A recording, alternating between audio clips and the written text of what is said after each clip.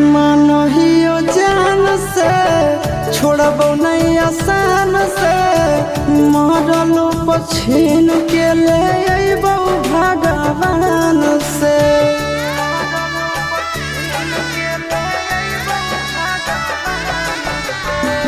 मानहियो जान से छोड़बो नहीं आसान से मरलो पछीन के ले अइबो भगवान से।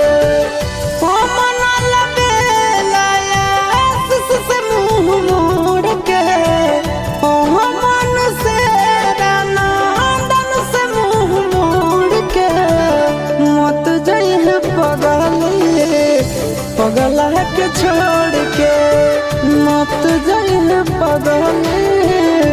पगला के छोड़ के।